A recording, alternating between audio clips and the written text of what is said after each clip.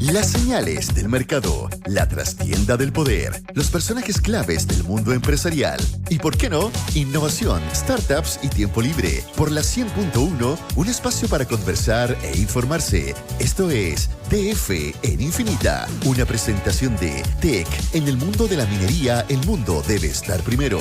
Y con el mejor plan para tus planes, Colmena está contigo. Primero lo primero, proporcionar los metales que importan para la transición energética es la prioridad de Tech. Tech, en el mundo de la minería, el mundo debe estar primero. Y Colmena está contigo. Cuando llegas al momento de grandes decisiones, es importante pensar en tu salud. Con el mejor plan para tus planes pensados para ti, con acceso a clínicas privadas de primer nivel. Desde siempre, y hoy más que nunca, Colmena está contigo. Vamos a conversar esta tarde con Francisca Guerrero, periodista del DF. Francisca, ¿cómo estás? ¿Qué tal? Hola, buenas tardes. Hola. Muy contento de tenerte aquí porque tuvimos Nobel de Economía y Nobel que de alguna manera se Habla cruza... castellano, digamos, y ¿no? se cruzan con nosotros porque estuvieron aquí algunos de ellos, pero además porque probablemente a diferencia de otros Nobel, estos como que tienen una cierta cercanía para quienes eventualmente los hayan leído hace algunos años, ¿no? Sí, bueno, de hecho sus libros son bestseller y incluso también cuando uno se mete a la página del Nobel donde explican por qué se lo ganan, uno entiende más o menos al tiro varios conceptos que ahí se plantean. Y incluso llegar da la sensación como de estar leyendo algo más relacionado con ciencias sociales. Por ejemplo, se parte hablando harto del colonialismo y el efecto que tuvo cuando fue un colonialismo extractivista, con instituciones extractivistas, o cuando fue un colonialismo que intentó ser más inclusivo. Y eso hace que sea bastante interesante. Y dentro de eso, para nuestro país es muy interesante. Yo creo que pocas veces tenemos como noveles que se acercan tanto a nuestra realidad. Que nos están A hablando nuestras discusiones. A nuestras discusiones. Hubo un Nobel, Paul Romer, ¿se acuerdan? Que tenía un cuento con Chile por lo del Banco Mundial. Totalmente. Que ahí denunció que hubo una manipulación del doing business.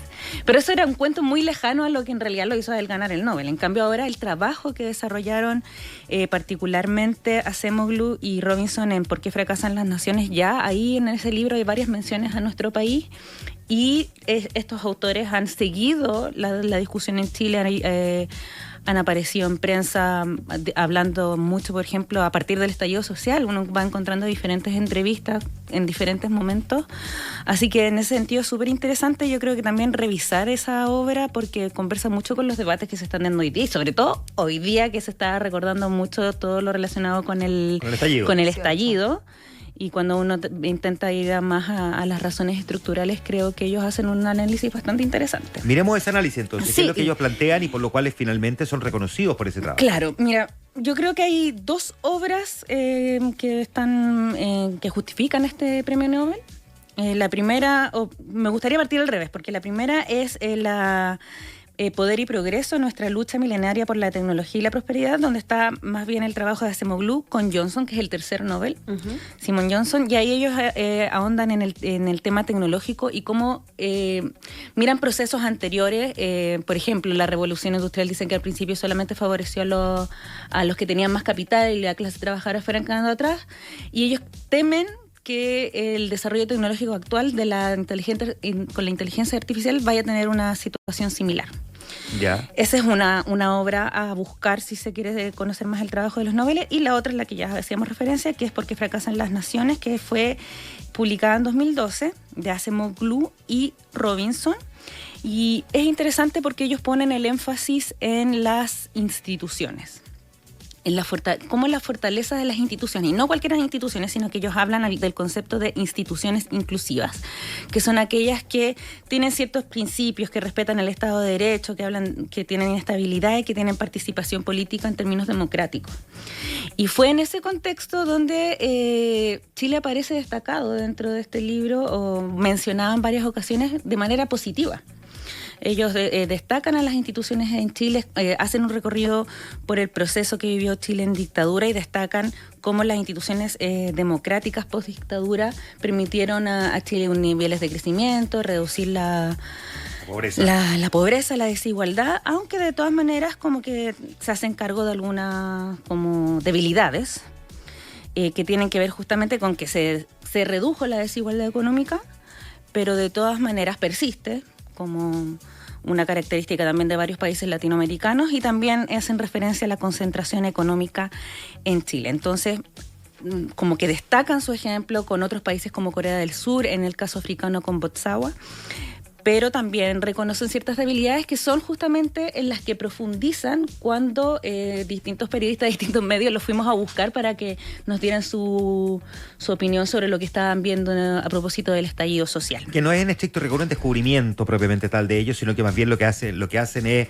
ponerle número a esa argumentación, porque de hecho el Programa Naciones Unidas para el Desarrollo, el PNUD, a comienzo del 2000 ya estaba planteando esos niveles de desigualdad y que este progreso económico que estaba mostrando Chile en esa década post-Pinochet estaba mostrando ciertas deudas de arrastre, por decirlo así, ¿no? Claro. O sea, el Programa de Naciones Unidas ya lo venía diciendo, pero ellos lo que hacen es llevarlo, digamos, a métricas numéricas, no solo sociales. Y también lo ordenan en torno a justamente la pregunta que se hace el libro, que es ¿por qué fracasan los países? Exacto. Entonces, es un análisis que te permite, más allá de ver las dimensiones de lo que ocurre, es como estos problemas explican por qué Chile no logra dar el paso. Claro. En el fondo, le dan un orden a todo, toman esos elementos para construir esta tesis, que es la que en el fondo es premiada hoy día por la Academia Suiza. Que en algún momento, yo recuerdo que ese libro también generó harto debate respecto de lo que muchas veces muchos economistas plantean es para países como el nuestro,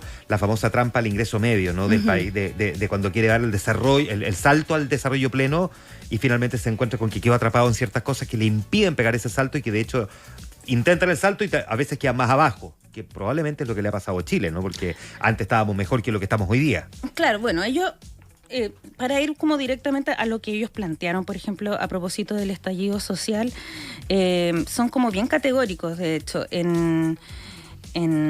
Acá tengo, por ejemplo, en Daron Acemoglu, discúlpenme. No te preocupes. Pero bueno, la cosa es que plantean que, por ejemplo, destacan que en Chile, dependiendo de tu situación económica, vas a ir a tal colegio y vas a ir pudiste haber estudiado 2 personas en la misma universidad, pero dependiendo de tus contactos, de dónde ingresaste a ese sistema educativo, va a ser donde vas a poder llegar. Ya. Y eso fue una de las, cuando ellos fueron consultados por el porqué del estallido social, veían en esos problemas de lo que ellos llaman elite, de esta concentración económica, el por qué había un descontento en Chile. Ahora, también plantean, que es algo que también estaba en el debate nacional, que Chile está en un nivel donde puede aspirar a más. Entonces ya se había progresado hasta cierto punto y eso le permite como a la ciudadanía tener más expectativas. Entonces, en el fondo, esto que valoran de las instituciones fuertes en Chile y que ellos valoran como un éxito, es también lo que explica que la ciudadanía tenga demandas que no son cumplidas al día de hoy. Entonces también es algo que retomó, de hecho, Robinson en un seminario en el que estuvo el mes pasado. Sí, estuvo hace poco. Que estuvo con Briones y con Velasco. Uh-huh. Con los exministros de Hacienda, y ahí él se preguntaba por qué los chilenos son infelices, si tienen como estas instituciones fuertes, si han llegado como a cierto desarrollo, y tiene que ver con eso, con que hay muchas más expectativas, pero también con que hay cierta como rigidez en la estructura, que todavía hay ciertas élites que están muy encerradas y que hay parte del desarrollo que no llega a todos como los ciudadanos como debería aspirarse, como si hay otros países que lo han logrado.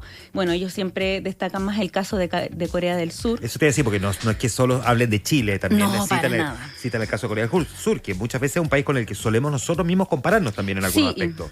Sí, yo creo que ellos han planteado conceptos y análisis que han calado muy profundo en el debate nacional. Tiene que ver, son conceptos que hemos escuchado en otras ocasiones, en el que se valora todo lo que se puede haber avanzado en términos de instituciones sólidas, de estabilidad, pero que queda esa deuda como que tampoco hay un horizonte en la institucionalidad actual que tú digas como, bueno, va a avanzar y vamos a lograr la igualdad, como reducir la desigualdad en términos de educación, en términos de salud, en términos de participación, como que en el fondo las instituciones como que nos dan, y ahí se produce como el choque. Y ahí es donde ellos proponen, como invitan a mirar esas instituciones.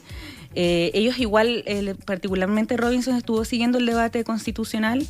Él creía que el rechazo, yo lo pude entrevistar después de la convención. primera propuesta constitucional. Después de la propuesta de la convención, no del Consejo. Exacto, sí, ahí tuve la oportunidad de conversar con él y él igual consideraba que era necesario un cambio constitucional.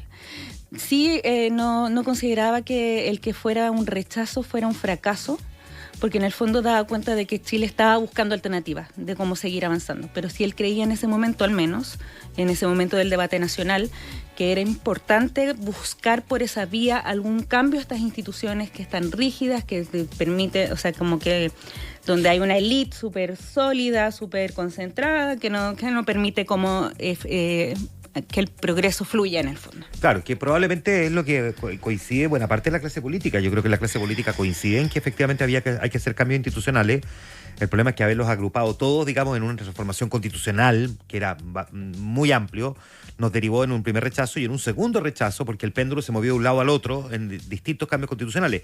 En lo que quizá probablemente existe hoy día mayor consenso es que en la propuesta de la comisión de expertos, que planteaba algunas cosas que eran más o menos, ahí pareciera haber, si se quiere, un poquitito más de coincidencia, y probablemente desde ahí es que vamos a ver en los siguientes meses o años recoger alguna idea. Por ejemplo, el ministro Álvaro Elizalde quiere sacar de ahí reforma al sistema político, que es tan necesaria para poder hacer luego estas reformas a las instituciones que requieren de esta mayor flexibilidad.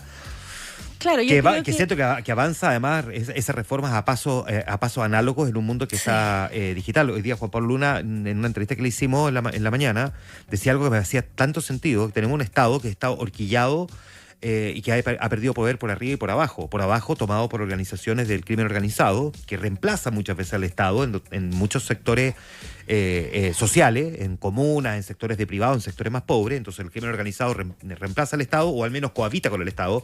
Y por arriba, con estas supraestructuras digitales como Alphabet, Apple, Amazon, etcétera, que hoy día pareciera que también toman decisiones por los ciudadanos y que por lo tanto tienen un Estado un tanto horquillado. Entonces, si tenemos encima instituciones rígidas, es muy difícil dar respuesta a las demandas ciudadanas. Sí, en ese sentido también por eso es interesante como la invitación a leer esta segunda obra que no ha sido tan discutida en el debate como la de porque fracasan los países, que de verdad como que todo el círculo económico lo ha leído, han estado yo creo que por lo menos en 2 o 3 seminarios donde se habla al respecto.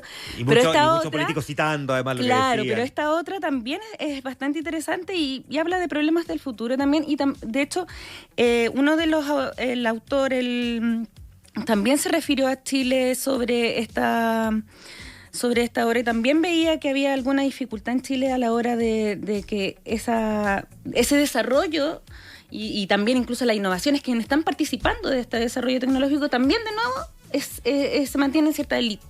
De nuevo hay una dificultad en nuestro país para que ahora en materia tecnológica también haya como un despliegue más democrático, por así decirlo. Que permea. Entonces tiene que ver con lo que ellos proponen, tiene que ver con temas históricos, como bien planteaba cuando les entregan el Nobel o hacen el comunicado del Nobel, que tienen que ver con la historia del colonialismo. A Chile lo destacan porque fue capaz de formar un Estado fuerte a pocos años de su independencia, pero también la obra de estos autores también nos invita a ver problemas que son del futuro, que tienen que ver con la inteligencia artificial, que muchas veces lo vemos más como su parte técnica, o a veces celebramos de los logros de empresas en particular, pero hay poco cuestionamiento de cómo esa tecnología, de verdad nos vamos a hacer cargo para que sea democrático y no quede encerrada en un círculo de élite y se transforme en un problema, otro problema a raíz de las mismas dificultades que venimos viendo como país, que muchos coinciden de muchos sectores, pero que no hay la capacidad política, técnica de varios factores como para encauzarla. Es bien interesante eso. Ahora hay un gran debate a nivel internacional en el mundo, no solo entre intelectuales, que plantea que precisamente la inteligencia artificial a los primeros que podría terminar por reemplazar no necesariamente solo a la base de la ciudadanía, sino que a la élite.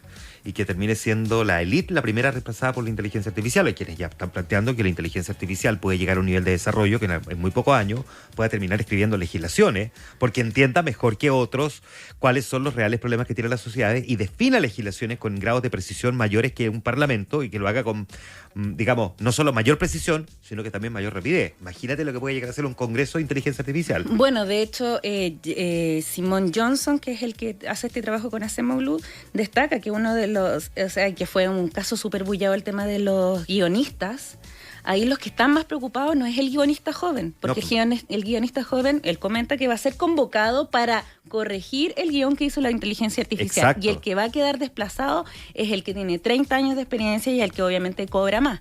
Entonces, efectivamente, hay muchas aristas a observar para que esto sea algo realmente inclusivo y no se transforme en algo que termine al final privilegiando cada vez a más pocas personas.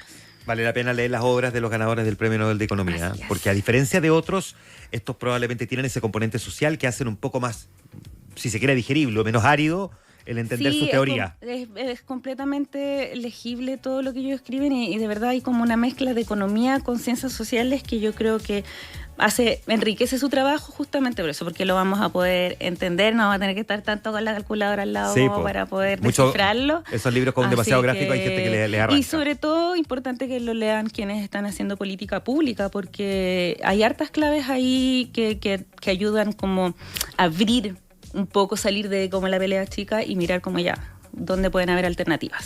Francisca Guerrero, periodista del Diario Financiero, conversando esta tarde con nosotros sobre los ganadores del Premio Nobel de Economía. ¿Te pasaste, Francisca? Gracias a ustedes. Que esté muy bien. Un abrazo. 6:53 minutos. Esto fue DF en Infinita, un espacio para conversar e informarse por la 100.1, una presentación de TEC. En el mundo de la minería, el mundo debe estar primero. Y con el mejor plan para tus planes, Colmena está contigo.